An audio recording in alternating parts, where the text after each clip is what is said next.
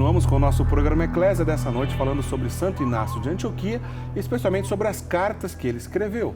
O Padre Guido vai fazer um resumo para a gente nesse bloco sobre cada uma dessas cartas e também saber a quem essas cartas foram endereçadas. Santo Inácio de Antioquia é um gigante, né? Nasceu no ano 35, morreu no ano 107, foi martirizado, morreu no Coliseu lá em Roma, no mesmo período onde o quarto Papa da Igreja também foi martirizado. Pedro Lino, Anacleto, Clemente, na época de Clemente de Roma, Santo Inácio também foi martirizado.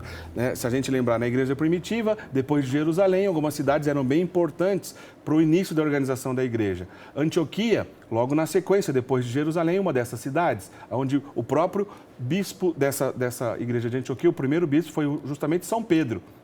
São Paulo e Barnabé também ajudaram a fundar a igreja de Antioquia, mas São Pedro é o primeiro bispo. Santo Inácio de Antioquia é sucessor de Pedro, justamente na Cátedra de Antioquia. Logo depois, outras cidades também vão crescer em importância na igreja primitiva. Além de Jerusalém, além de Antioquia, Alexandria, uma dessas cidades. Vamos dar destaque também a Constantinopla e, obviamente, a própria Roma. Então, essas 5 cidades são as mais importantes daquele período da igreja e até hoje, obviamente, tem grande importância. Então, Santo Inácio de Antioquia, que tratou de diversos assuntos importantes, como o Padre Guido já resumiu, entre eles a unidade da igreja, primazia da sé em Roma, ou seja, a primazia do papado, o dogma da Santíssima Trindade e entre outras coisas, como, por exemplo, alguém que usou a palavra Igreja Católica pela primeira vez, justamente num espaço lá em Antioquia, onde os cristãos também foram chamados de cristãos pela primeira vez. Além disso tudo, olha, teve outras colaborações importantes de Santo Inácio de Antioquia. Por exemplo, organizar o sacramento da ordem nas 3 distinções. Ele também colaborou com isso, Padre Guido? Sim, a figura do padre, do diácono e do bispo ficou mais clara a partir de Santo Inácio? Perfeito. Se tratou de uma nova estrutura, porque Jesus não fundou nenhum diácono. O livro dos Atos dos Apóstolos, de autoria de São Lucas, já no capítulo 2, fala de um problema que nasceu na igreja primitiva. Como conciliar a ordem de Jesus de ir no mundo inteiro, quando em prática os apóstolos não conseguiam sair de Jerusalém. Foi aí que, iluminados pelo Espírito Santo, acharam por bem os apóstolos impor as mãos a 7 pessoas que chamaram de diáconos, que significa em português, mas servos. Senhor diácono, É verdade. Um servo permanente, Isso mesmo. Muito bem, servos, e que cuidariam das primeiras comunidades cristãs, com destaque, como fará mais tarde também Santo Inácio de Antioquia, para as pessoas viúvas, mulheres viúvas, etc., permitindo ao mesmo tempo aos apóstolos de deixar Jerusalém e de começar a verdadeira evangelização nas demais cidades e ir até o fim do mundo. Interessante, meus amigos. No ano seguinte deste episódio, temos Paulo, que nós chamamos de apóstolo, mas que não fazia parte do grupo dos apóstolos. Foi a igreja que lhe deu título muito bem merecido. Paulo, quando se converteu, colocou na cabeça dele uma frase de Jesus. Jesus havia mandado os apóstolos até os confins do mundo. Paulo fez questão de organizar a sua vida, tornando-se missionário até chegar àquela cidade que era considerada lá no fim do mundo, isto é, Roma. E chegou até lá. Inclusive, uma atenta leitura da carta de São Paulo aos romanos, que é a primeira. Como padre, ele começou aí, como é que manda uma carta logo aos romanos? Aí a igreja usou um critério diferente, é bom que os senhores saibam. Quando se trata de colocar as 21 cartas, a igreja coloca uma ordem de cumprimento. A carta de São Paulo aos romanos é a mais comprida. É a carta da maturidade. Exato. Ao passo que a última é a Filemon, é meia página só. Verdade. Chega a este critério, uma carta de São Paulo aos romanos. Isto é, os apóstolos faziam o que estava ao seu alcance, Nós vivemos numa época com tanta facilidade na comunicação. Não era assim naquela época. Inclusive, vou apresentar rapidamente as cartas de Santo Inácio de Antioquia, mas escreveu muito mais cartas que se perderam por aí. É verdade. Muito preocupado em manter exatamente a unidade da igreja e, sobretudo, formular aqueles artigos de fé que a igreja já estava professando, mas que precisava ainda de não digo amadurecimento, mas de um encontro mais profundo entre os bispos para definir tudo isso como verdade de fé. Aliás, é um personagem que conviveu com os apóstolos, né? Santo Inácio de Antioquia foi discípulo de São João, conviveu com São Paulo, sucedeu o próprio Pedro na sede de Antioquia. Dizem, como a gente afirmou no bloco anterior, que provavelmente São Paulo, que foi justamente quem impôs as mãos sobre Santo Inácio para ordená-lo, né? Então, quer dizer, a gente está falando de alguém que viveu isso lá de perto. Antes do senhor fazer um resumo de cada carta, Padre Guido, rapidinho, a questão do sábado e do domingo parece que também tem uma contribuição de Santo Inácio? Foi. É nota 10, parabéns para Santo Inácio por essa iniciativa. Isto é, no Antigo Testamento, notamos que o dia do Senhor era considerado o sábado. Certo. Agora, Jesus ressuscitou de domingo, na noite entre sábado e domingo, mas já de madrugada de domingo. E sendo que a ressurreição de Jesus é sempre considerada a maior de todas as festividades litúrgicas, até as primeiras comunidades cristãs passaram a celebrar o dia do Senhor no domingo. Portanto, sempre haverá um dia de louvor especial, né, para Deus durante a semana. E passou de sábado para o domingo. Foi ele que teve esta brilhante ideia que é respeitada até no dia de hoje. Interessante. Certo. Quer dizer, uma influência lá do início da igreja até hoje presente, obviamente, domingo é o dia do Senhor. Do Senhor. Padre Guido, vamos lá então, um pequeno... Já dá motivação, porque Pois não? Jesus ressuscitou de domingo. Claro, né? De maneira clara e cristalina. Agora, vamos fazer conforme combinado, então, um resuminho de cada uma das cartas de Santo Inácio de Antioquia, começando pela carta ao bispo Policarpo. Sim. Policarpo era outro bispo, certo, da cidade de Esmirna, na atual Turquia. Né? É uma carta de 8 capítulos, no qual ele, Santo Inácio, convida a suportar a todos com amor, a ser prudente, a não se deixar abater pelos erros, a ter o maior cuidado e carinho com as mulheres viúvas, a viver sempre vigiados por Deus e a serem missionários autênticos. Porque é uma carta pastoral. Certo. Ele manda esta carta a este apóstolo, digamos assim, da cidade de Esmirna, este bispo, que devia mostrar exatamente as qualidades. Os senhores notaram que nesta sequência de qualidades que o bispo deve ter, domina exatamente a caridade. Bom, Esmirna é uma cidade da atual Turquia. Da atual Turquia, exato. Me parece que São Policarpo também conviveu como São João, assim como Santo Inácio? Sim, exato. Né? E ele teve uma...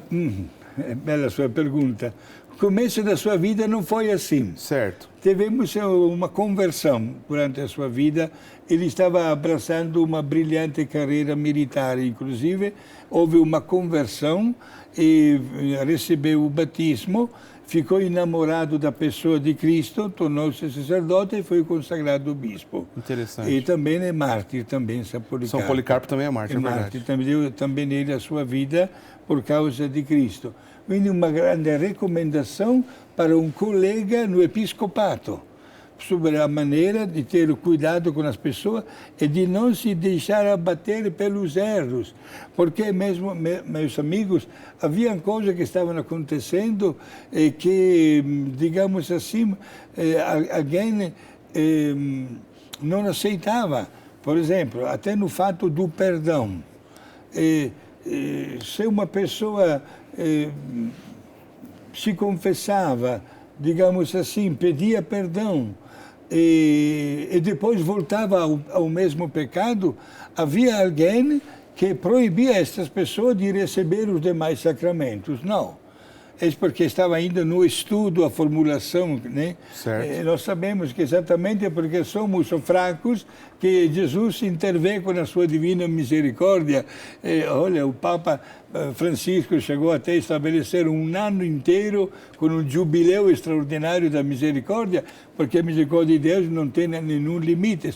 Mas estas regras, né? Como também, não esqueçamos, diácono Eli, estamos no começo da evangelização. Paulo sentiu a necessidade de reunir os bispos em Jerusalém ao término da sua primeira viagem, porque encontrava uma dificuldade em responder a uma pergunta: se as pessoas, para receber o batismo, deveriam primeiro receber a circuncisão, passando exatamente de um ateísmo para uma religião judaica e da religião judaica passar para o cristianismo. Será exatamente o primeiro concílio realizado em Jerusalém, acabar com isso, dizendo que não era mais necessária a circuncisão. Portanto, um concílio para discutir as questões judaizantes. Judaizantes, né? E exato. aí a igreja definiu claramente que não era necessário. Não esqueçamos, volto a repetir, que Jesus não deixou nenhum documento escrito, nenhuma assinatura. E os apóstolos, inclusive, animados por uma grande vontade de fazer o bem, iam para cá e para lá, lembrando o que Jesus havia falado. E foi no segundo momento que foi necessário, diante também do movimento demográfico que aumentava cada vez mais, estruturar um pouquinho melhor a igreja. Nota 10 para Santo Inácio, que até dentro do clero colocou bispos, sacerdotes e diáconos, né? É verdade, verdade. Foi ele. Um gigante. Bom, o senhor já comentou a carta ao Bispo Policarpo, né? A carta que Santo Inácio escreveu ao Bispo Policarpo. A próxima carta que eu queria que o senhor comentasse é uma carta aos Efésios, assim como Paulo, Santo Inácio também escreveu aos Efésios. Sim, o Efésio, a cidade dos Efésios, é uma cidade gravada na história pela presença inicial de São João e também de Nossa Senhora. Até hoje tem na casa de Nossa Senhora. Diácono, tive a alegria de celebrar 2 missas naquela casa lá. Que honra, hein, Padre Guido? Exato. É uma carta de 21 capítulos. O que ele diz nesta carta? Ele defende a virgindade de Nossa Senhora. Quer dizer, muito antes da proclamação do dogma, né? Exato. Muito antes. Porque ele, já na sua mentalidade, Santo Inácio, achava impossível que Cristo nasceria de um corpo de pecado. Portanto, até a virgindade e também a Imaculada Conceição de Maria. Veja, que estão interligados os assuntos, sim, claro, são ligados, né? Entre aspas, a Igreja proclamou 4 grandes verdades de fé a Maria, a respeito de Nossa Senhora. Maria, Mãe de Deus, Maria sempre Virgem, será no ano 639, olha, já 600 anos antes, ele já defende a virgindade de Maria. Nota 10, né? Pela ação do Espírito Santo, a Imaculada Conceição e a Assunção de Maria ao céu. E depois ele, nesta mesma carta de 21 capítulos, chama a atenção dos fiéis para não serem vítimas de falsos mestres que apresentavam heresias quanto à doutrina da religião cristã. Aí voltamos, fará a mesma coisa também São João no livro do Apocalipse, né? Os falsos doutores, os falsos pastores, né, do Apocalipse. Cuidado com tudo isso. Até hoje a Igreja Católica, infelizmente, convive com estas religiões. É verdade. Ninguém de nós, meus amigos, deve manipular a palavra de Deus. Temos todos a inteligência suficiente e também uma boa dose de humildade para recorrer a quem nos pode orientar para ter uma boa explicação da palavra e da doutrina da Igreja. Bom, o senhor comentou então a carta ao Bispo Policarpo, também a carta aos Efésios e, na sequência, uma outra carta ao mesmo povo aonde Policarpo era bispo, né? Os esmirnenses. Esmirnenses, da cidade de Esmirna, né? 13 capítulos, ele apresenta de antemão o tema da encarnação e ressurreição de Jesus como dogmas principais da nossa fé. E vamos logo dizer um pormenor. Certo. O tema principal da pregação dos primeiros apóstolos, inclusive Santo Inácio, que mesmo não entra no grupo, mas na mesma época, era o tema da ressurreição de Jesus, que conseguia converter muitas pessoas, porque havia já acontecido milagres ou curas extraordinárias por aí, não operadas até diretamente pelos apóstolos. Mas o tema da ressurreição de Jesus era de prioritária importância. Por isso ele já fala de antemão do tema da fé fortalecida pela ressurreição de Jesus. Mais tarde, o apóstolo São Paulo escreverá aos Gálatas aquela famosa frase: a nossa fé não teria valor se Jesus não tivesse ressuscitado. Belíssimo. Gente, uma sequência extraordinária de uma doutrina pronunciada e amada. Não sei se foi o diácono ou alguém da diretoria aqui da Associação do Senhor Jesus para lançar esse tema de Santo Inácio de Antioquia. Eu vibrei de alegria quando recebi a notícia, sobretudo pensando no grande Papa Bento XVI, que era enamorado desse grande santo e que foi o meu professor quando fiz o doutorado em Bíblia. Falava de Santo Inácio, dava de perceber que era plenamente convencido do que estava dizendo. O senhor falou aí do cardeal, quando era o seu ilustre professor. Sim. A figura do bispo também teve destaque na Epístola aos Esmirnenses. Sim. Porque Santo Inácio ali já demonstrava uma preocupação de todos, a comunidade em volta do bispo, olhando para o bispo como alguém que devia ser obedecido. Perfeito. E foi ele que, inclusive, como eu disse há poucos instantes, que estabeleceu uma hierarquia. A obediência dos fiéis ao seu pastor, ao bispo da diocese, era soberana. Não se admite, e esta obediência continua até nos dias de hoje. Fidelidade total com as autoridades eclesiásticas. E cada um de nós, gente, ter a alegria de fazer este processo de obediência, de submissão e de partilha da mesma fé. Por que estou dizendo isso? Não é novidade, não é uma crítica, talvez até um pouco amarga, porém é a verdade. Vejam só, meus amigos, conhecemos pessoas que fazem cursos de 2 meses e já recebem o título de pastores. Gente, me desculpe a expressão, me cai nos braços. Como é que uma pessoa com um mínimo de conhecimento já ensina? Não pode ensinar com autoridade, com total convicção. E se corre o risco de criar, como hoje todos nós notamos, uma verdadeira proliferação de igrejas, onde todos louvam a Deus, e que Deus seja louvado, né? Mas não em sintonia com a única igreja fundada por Jesus. Pois é. Bom, dando sequência então às cartas, né? O povo de Filadélfia, que era uma igreja também da Ásia Menor, recebeu uma carta direta de Santo Inácio. Toca no mesmo assunto da carta aos Esmirnenses. Isto é, esta carta de 7 capítulos, é curtinha, é um convite a não cair nas mãos de falsas doutrinas. Já estavam nascendo teorias paralelas à fé. Destacamos, né, o apego aos profetas bíblicos como fundamento do conhecimento da palavra de Deus. A palavra profeta, para quem não sabe, meus amigos, é a união de 2 palavras gregas, profemi. Significa em português falar em lugar de.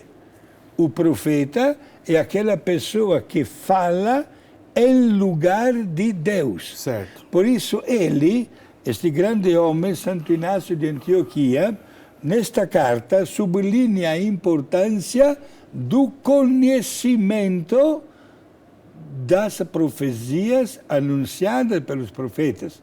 No Antigo e como também no Novo Testamento, há uma seção de livros chamados proféticos. São 18 no Antigo Testamento, divididos em duas categorias. Grandes profetas, não porque se destacaram, porque escreveram mais. Porque até uma simples profecia é profecia reconhecida como devidamente inspirado. Isaías, Jeremias, Lamentações, Baruch, Ezequiel e Daniel. São os seus 6 grandes profetas. E mais 12 profetas chamados menores. Ao passo que no Novo Testamento temos somente um livro profético, que é o livro do Apocalipse de São João Evangelista. Dando sequência, então, à próxima carta de Santo Inácio, a carta aos Magnésios. Exato. A carta aos Magnésios, de 15 capítulos, mostra, em primeiro lugar, a organização da igreja, como falamos há poucos instantes. Verdade. Numa dimensão hierárquica formada por bispos, presbíteros ou padres, sacerdotes e diáconos.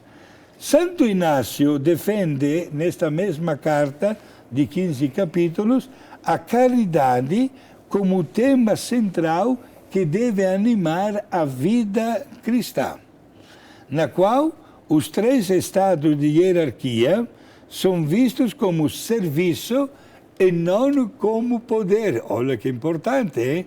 Porque se quiséssemos fazer logo uma fotografia de 2000 anos nesta árvore hierárquica, nós notamos que nem sempre foi assim, certo? Isto é, a autoridade é vista e deve sempre ser vista como um serviço, não como um poder para dizer eu não sou como você.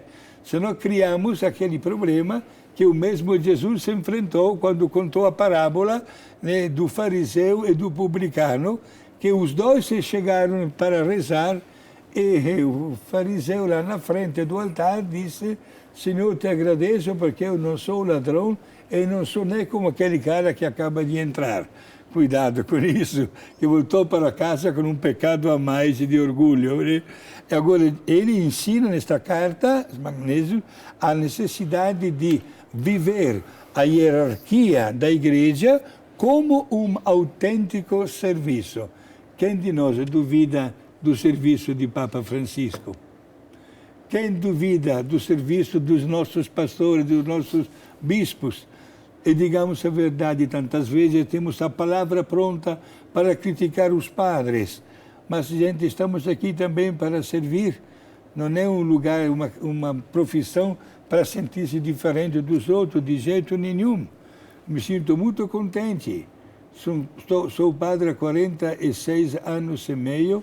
Eu acho que o entusiasmo do primeiro dia do meu sacerdócio, e acredito plenamente também no seu diaconato, não diminuiu. Louvamos a Deus por isso, graças a Deus. Exato. Né? Isso é uma graça de Deus. Bom, vamos dar sequência aqui para a gente dar tempo de comentar todas as cartas. A carta aos Romanos. Mas, sim, é uma carta curtinha, de 7 capítulos, que destaca ainda na hierarquia da igreja o primado de Pedro, a finalidade da obediência ao sumo pontífice, o Santo Padre, o Papa, que residia já em Roma, certo? Ele bate até nesta tecla para que todos tenham amor e obediência e submissão. A Igreja de Roma é chamada a presidir, olha só, isto é um serviço de destaque, mas sempre um serviço. Não o fato de ter o Papa, Roma é diferente, Roma gosta de ser servido. Seria exatamente o erro que os judeus fizeram na construção até do Templo de Jerusalém. O lugar mais próximo do altar, reservado aos judeus. Um pouquinho mais longe, reservado às judias, mulheres. Mais longe, reservado aos samaritanos. Mais longe, aos galileus. Não, gente. Diante de Deus não é uma hierarquia. Infelizmente está registrado na Bíblia também isso. A hierarquia quer que o amor seja considerado como um verdadeiro serviço, e claro, todos obedecendo plenamente a uma pessoa que representa Jesus aqui na Terra ed é sucessor legítimo de São Pedro, o Papa. E a última carta, então, de Santo Inácio é a carta aos Trallianos. Exato. Chama a atenção, são 13 capítulos nesta carta, diante do nascimento de várias heresias. É um tema até bastante constante que preocupou os primeiros grandes apóstolos e defensores da religião cristã. Destacamos no capítulo 9 desta carta, onde aparece uma espécie, digamos assim, de formação da profissão do nosso credo. Uma espécie de esboço, né? Esboço, isto é, passarão ainda vários anos, chegaremos ao ano 321, se não vou errado, né? Nicea. 325. 25, Nicea, exato. 325. Sim, para ter a formulação oficial do credo profissional. Mas olha a preocupação deste homem que viveu 200 anos antes e já apresentava o esboço, eu gostei desta sua expressão, né, da profissão de todos os artigos da nossa fé que seriam reconhecidos como verdadeiros dogmas. Bom, essas cartas que o Padre Guido acabou de resumir para a gente, há uma vasta literatura, a gente tem segurança, dá para identificar o período que foi escrita justamente pelo próprio Santo Inácio, e é uma riqueza para a igreja até hoje, claro, né? Porém, existe uma outra carta que a gente não tem como comprovar, mas que tem um nexo muito interessante, mas tem a possibilidade, né, Padre Guido, repito, apesar da gente não ter uma comprovação efetiva, né, de que essa carta também foi escrita por Santo Inácio, essa que eu vou dizer agora, né? Diferente das outras que estão comprovadas, essa há uma especulação. Há um documento, inclusive, na Idade Média, que atesta ser verdade. Mas, infelizmente, a gente não tem um documento que tira todas as dúvidas. Mas me parece que Santo Inácio escreveu uma carta para a própria Virgem Maria. Foi. Não vou colocar a mão no fogo, como se diz, não tenho certeza. Mas existe uma carta apócrifa, não é um palavrão, né? Apócrifa vem do grego e significa em português escondida, não reconhecida como divinamente inspirada. São duas cartas. A carta de Santo Inácio para Nossa Senhora e a resposta de Nossa Senhora para Santo Inácio.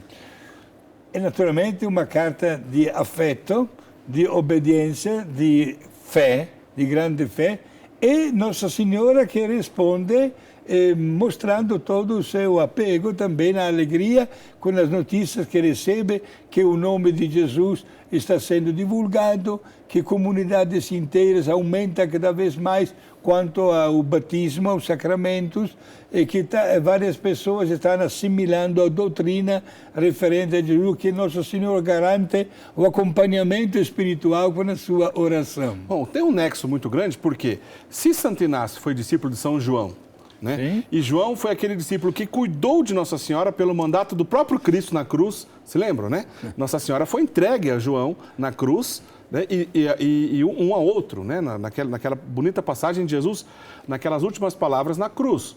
Então, tem grande nexo.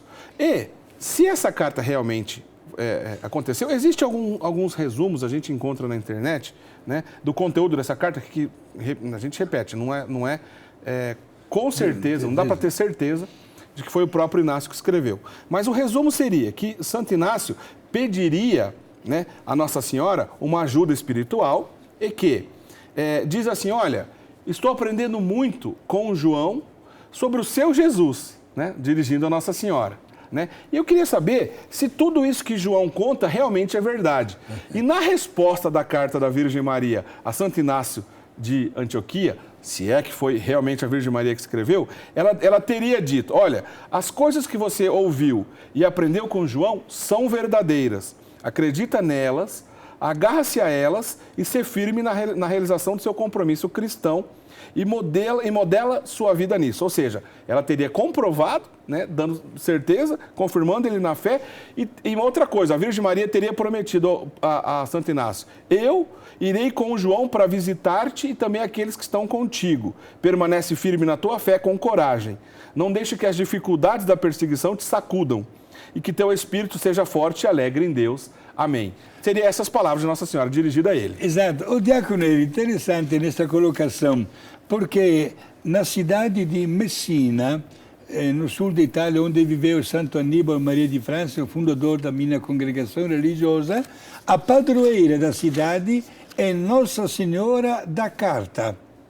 Que interessante. Aí tem uma história exatamente paralela com o caso de Santo Inácio de Antioquia, com um pormenor, que um grupo de pessoas foram visitar Nossa Senhora mandou esta carta, acompanhada por um documento, seria uma assinatura autenticada no cartório, digamos. Isto é, Nossa Senhora arrancou um cabelo e como comprovante que era ela que estava mandando esta carta. Inclusive, no dia 3 de junho de todos os anos, festa de Nossa Senhora da Carta, na cidade de Messina se realiza uma grandiosa festa com a procissão pelas ruas da cidade, e na procissão o arcebispo leva um ostensório com dentro o cabelo de Nossa Senhora. Interessante essa tradição, né? E o fundador da minha congregação, Padre Aníbal Maria di França, fez um estudo muito profundo que comprova a verdade do fato da ida de alguns de Messina para Éfeso, onde morava Nossa Senhora, e da resposta de Nossa Senhora. Eu tenho certeza que até o meu fundador conhecia muito bem esta história da carta de Santo Inácio para Nossa Senhora e a resposta. Certamente. E olha, gente, até hoje tem uma grande devoção, mas querendo espiritualizar este episódio, gente, olha que a Nossa Senhora responde mesmo quando nós a invocamos. É verdade, né? Tenhamos sempre grande amor para com Maria e ela está sempre pronta a nos ajudar. E é bem provável, possível, que ela tenha mandado esse tipo de carta. Padre Guido, não temos mais tempo, sua bênção para encerrar. Exato. Gente, muito amor a Nossa Senhora, muito amor à verdade da nossa fé, e que Santo Inácio de Antioquia abençoe o esforço que fazemos para sermos autênticos cristãos. A bênção de Deus Todo-Poderoso, o Pai, o Filho e o Espírito Santo. Amém. Obrigado. Obrigado, senhor Padre Guido. Foi muito legal a nossa conversa de hoje. Curtam a página do programa Eclésia no Facebook, para que a gente possa espalhar também as nossas catequeses através das redes sociais. Na semana que vem a gente volta com outro assunto relacionado à doutrina, à catequese. A gente espera, então, até lá, uma boa semana. Tchau, tchau.